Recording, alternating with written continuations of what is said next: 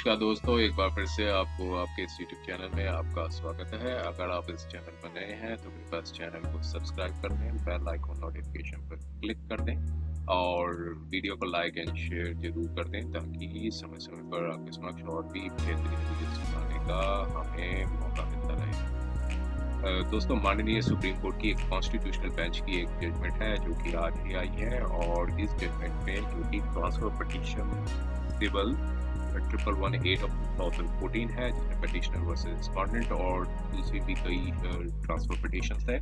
वो माननीय supreme court ने आज एक कॉन्स्टिट्यूशनल बेंच में 3 क्वेश्चन ऑफ लॉ है वो डिस्कस किया है। ये जजमेंट उनके लिए काफ़ी ज़्यादा फायदेमंद है जो मैट्रिमोनियल डिस्प्यूट्स फेस कर रहे हैं। तो यहाँ पर माननीय सुप्रीम कोर्ट ने 3 क्वेश्चंस ऑफ लॉ को डिस्कस किया था। पहला कि स्कोप और एम्बिट क्या है पावर माननीय सुप्रीम कोर्ट की under article 142 sub part 1 of the constitution of India के अंतर्गत क्या है उनकी पावर्स। दूसरा डिस्कस किया था कि जो ट्रांसफर पिटीशन है या फिर कोई भी पिटीशन है वो सुप्रीम कोर्ट में फाइल की जाती है तो क्या माननीय कोर्ट की सुप्रीम कोर्ट की पावर होती है under article 142 sub part 1 of constitution के अंदर कि वो डिग्री ऑफ डिवोर्स है वो बाय म्यूचुअल कंसेंट से ग्रांट कर दे और दूसरी प्रोसीडिंग्स हैं जो कि डोमेस्टिक वायलेंस है 125 सीआरपीसी की है और 498 की जो प्रोसीडिंग्स है वो क्वैश कर सकते हैं माननीय सुप्रीम कोर्ट। तीसरा क्वेश्चन डिसाइड किया था कि क्या कोर्ट डिवोर्स ग्रांट कर सकती है अंडर आर्टिकल 142 ऑफ सब पार्ट 1 ऑफ कॉन्स्टिट्यूशन के अंदर जब कोई इरिवर्टेबल ब्रेकडाउन ऑफ द मैरिज हो जाए। तो ये इंपॉर्टेंट तीनों क्वेश्चंस ऑफ लॉ हैं माननीय सुप्रीम कोर्ट ने आज डिस्कस किए हैं और एक जजमेंट महत्वपूर्ण जजमेंट दी है। तो आइए इसके कंटेंट्स को देखते हुए और थोड़ा सा लीगल एस्पेक्ट्स को जानते हुए यहाँ पर क्या निर्णय दिया और इस जजमेंट किस तरह से हेल्पफुल हो सकती है आइए हम उसके बारे में डिस्कस करते हैं।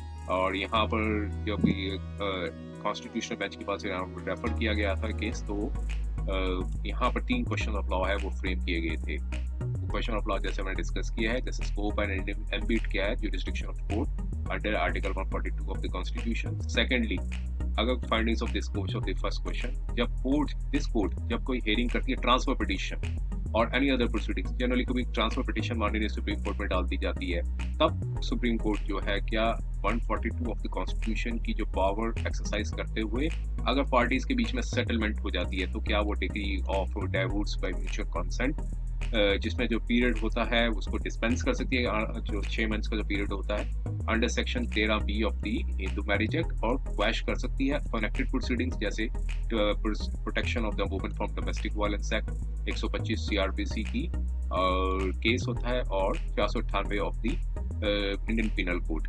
अगर आंसर क्वेश्चन अफर्मेटिव है तो क्या अंडर व्हाट सर्कमस्टांसेस कोर्ट जो है जुरिस्डिक्शन अपनी जुरिस्डिक्शन एक्सरसाइज कर सकते हैं under article 142 of the constitution of India is an ancillary issue to be decided. और थर्ड क्वेश्चन था कि क्या court degree of divorce under article 142 of the constitution दे सकते हैं जब एक complete irretrievable of the breakdown of the marriage हो जाए इंस्पाइट जब अदर स्पाउस जो है वो अपोज कर रहा हो। मान लो एक स्पाउस कहता है कि इरिवर्टेबल ब्रेकडाउन ऑफ द मैरिज होगी तो अदर स्पाउस अपोज कर रहा है कि मैं रहना चाहती हूँ या रहना चाहता हूँ तो ऐसे में क्या कोर्ट 142 ऑफ द कॉन्स्टिट्यूशन के अंदर जो है अपनी पावर भी इस्तेमाल कर सकता है। और सेकंड क्वेश्चन में ये है अक्सर ट्रांसफर पिटीशन जो है वो फाइल की जाती है और या फिर कोई प्रोसीडिंग्स होती है कई बार जो मेडिएशन में भेज दिया जाता है केस तब पार्टीज के बीच में सेटलमेंट हो जाता है तब under article 142 of the constitution के अंदर माननीय सुप्रीम कोर्ट 13B के अंदर जिसमें पीरियड भी होता है 6 महीने का उसको भी वेव ऑफ करके म्यूचुअल कंसेंट डिवोर्स दे सकता है। डोमेस्टिक वायलेंस की जो प्रोसीडिंग्स है उसे क्वैश कर सकते हैं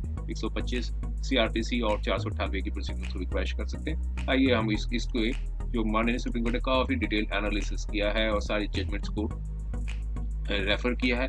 तो पहले 142 ऑफ द कॉन्स्टिट्यूशन क्या होता है उसके ऊपर माननीय सुप्रीम कोर्ट ने बताया कि जो enforcement of orders of the supreme court है एज टू द डिस्कवरी तो ये आर्टिकल 142 का जो है उसका डिस्कशन किया है कंटेंट्स बताए गए हैं और कई जजमेंट्स है क्योंकि ये एक 61 पेज की जजमेंट है तो हम एक डिटेल शॉर्ट वीडियो में हम इसके बारे में पूरी जजमेंट्स को डिस्कस नहीं कर सकते हैं। जो इम्पोर्टेंट जो फाइनल एनालिसिस है वहीं पर हम पढ़ते हैं और माननीय 142 के कॉन्स्टिट्यूशन के ऊपर कई जजमेंट्स आई थी उसको डिस्कस किया। Hindu marriage and divorce under Hindu marriage act है उसके ऊपर डिस्कस किया कि जो प्रोविजंस जो बनाए गए हैं 13A क्या होता है अमेंडमेंट हुई थी तो उसमें म्यूचुअल कंसेंट ऑफ डिवोर्स दिया गया था। सेक्शन 9 जो है रेस्टिट्यूशन के लिए होता है। ऐसे सारे जो प्रोविजंस है, और सेक्शन 13B क्या होता है जो म्यूचुअल कंसेंट से डिवोर्स दिया जाता है। तो ये सारे प्रोविजंस को डिस्कस किया है। और 13B का फंक्शन जब है कि जब पार्टी जो है 1 साल से सेपरेट रह रही हो और 1 साल से मतलब साथ ना रह रही हो, और तब दोनों पार्टीज म्यूचुअली एग्रीड हो जाए, तब फिर वो अपनी एप्लीकेशन मूव कर सकते हैं। सब सेक्शन 2 ऑफ 13B क्या कहता है, जब फर्स्ट मोशन पास हो जाए तब फिर सेकंड मोशन के लिए जा सकते हैं। और 6 महीने का जो पीरियड है वो होता है इस 13B के अंदर। तो कई जजमेंट्स को डिस्कस किया। एक अमनदीप सिंह वर्सेस हवीन कौर एक जजमेंट आई थी, जिसमें माननीय सुप्रीम कोर्ट ने कूलिंग ऑफ जो पीरियड है 6 मंथ्स का, उसे जो है वो वेव्ड ऑफ कर दिया था। तो उस जजमेंट को भी यहाँ पर डिस्कस किया है माननीय सुप्रीम कोर्ट ने। और कई जजमेंट्स हैं उसके ऊपर, इसके आगे हम बढ़ते हैं। काफ़ी डिटेल एनालिसिस किया है, कई जजमेंट्स का रेफरेंस दिया है। और कोर्ट ने कहा कि जो 13B जो है वो कोई इम्पोज एनी फैक्टर्स, कोई रिस्ट्रेन नहीं करता है माननीय सुप्रीम कोर्ट की, कि वो म्यूचुअल ऑफ कंसेंट है, वो जो डिवोर्स है, जॉइंट एप्लीकेशन है, जब कोई सब्सटेंशियल कंडीशंस होती हैं वो फिल्ड हो रही हैं। और तो यहाँ पर कोर्ट के पावर्स को कोई रोकता नहीं है। ये 13B के ऊपर बताया। 13 सेक्शन 23(2) जो है हिंदू मैरिज एक्ट के बारे में डिस्कशंस किए। और फिर अब यहाँ पर बताया कि इरिवर्टेबल ब्रेकडाउन ऑफ द मैरिज जो है under article 142 of the constitution, इसमें भी कई जजमेंट्स आई थी। उस सबको जब एक पार्टी अपोज कर रही हो तो फिर 142 के अंदर देता है कि नहीं देता। तो ये सारी जजमेंट्स डिस्कस की। दस्ताने वर्सेस दस्ताने का केस आया था 1935 का, तो उस सारे कंटेंट्स में फैक्ट्स क्या थे वो सारे डिस्कस किए।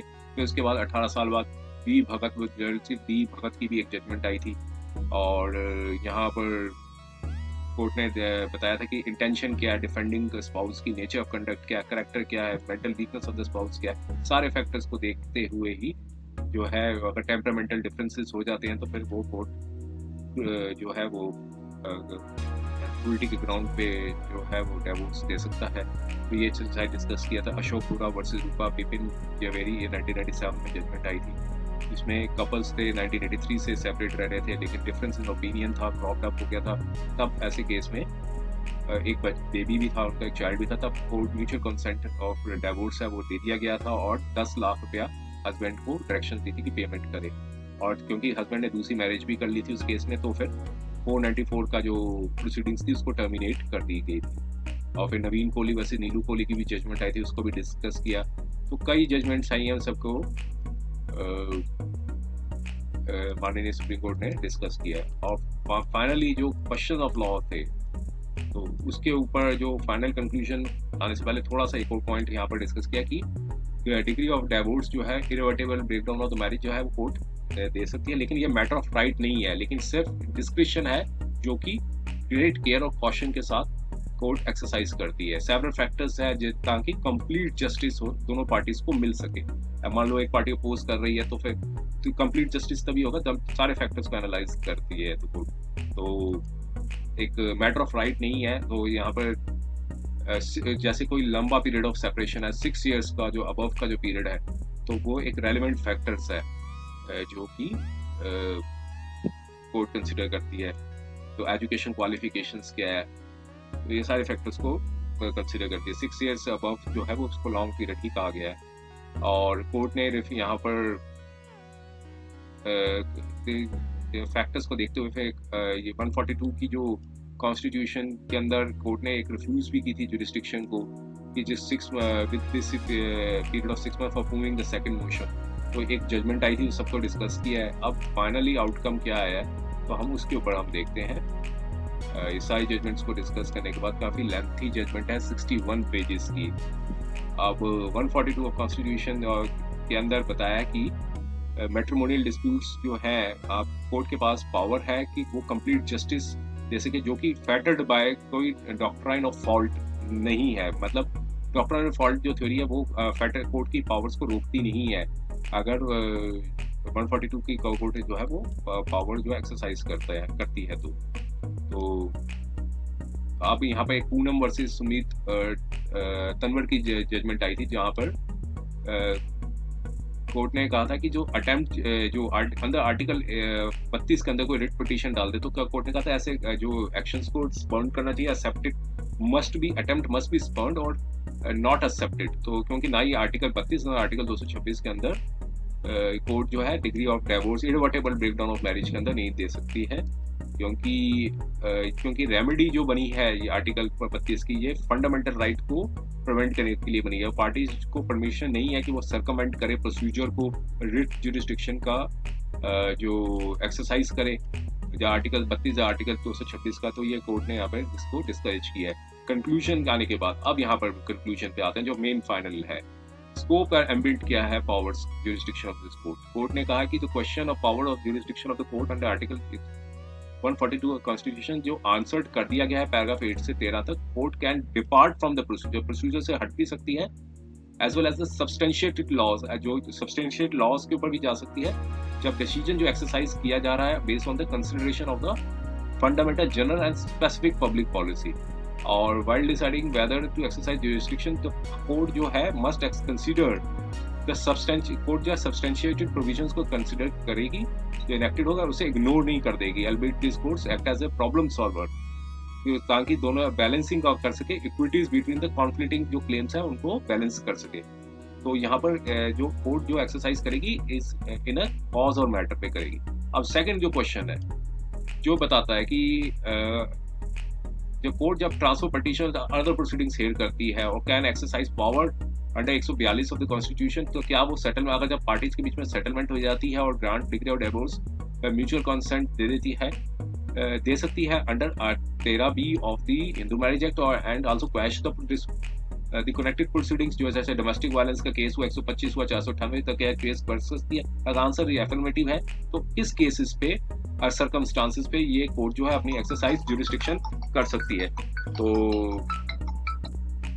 तो इसमें ये बताया कि क्या वो प्रोसीडिंग्स को क्वैश कर सकती है, 125 498 या 13B के अंदर डाइवोर्स भी दे सकती है और डोमेस्टिक वायलेंस की और 125 और 498 की प्रोसीडिंग्स कर सकती है। अगर आंसर यस है तो फिर किस केसेस पे, किस सर्कमस्टांसेस पे कोर्ट जो है अपनी एक्सरसाइज कर सकती है ज्यूरिसडिक्शन अंडर पार्ट 42। तो फाइंडिंग्स यहाँ पर ये निकल के क्वेश्चन जो है इस आंसर इन अफर्मेटिव, कोर्ट ने अफर्मेटिव में दिया है, वो पाया कि अगर सेटलमेंट होती है पार्टीज के, देखिए यहाँ बताया कि अगर पार्टीज के बीच में सेटलमेंट होती है तब डिस्क्रिशन होती है कोर्ट के पास कि वो डिसॉल्व कर दे मैरिज को by passing a degree of divorce by mutual consent without being bound by the procedural requirement. कोई जो प्रोसीजरल रिक्वायरमेंट को फॉलो करने की जरूरत नहीं है। अपार्ट जो पावर जो है वो एक्सरसाइज कोर्ट करेगी केयर और कॉशन कीपिंग द फैक्टर्स, जो अमरदीप सिंह का जो जजमेंट थी और अमित कुमार की जजमेंट थी उसमें आई थी, जो सुप्रा जो बताई।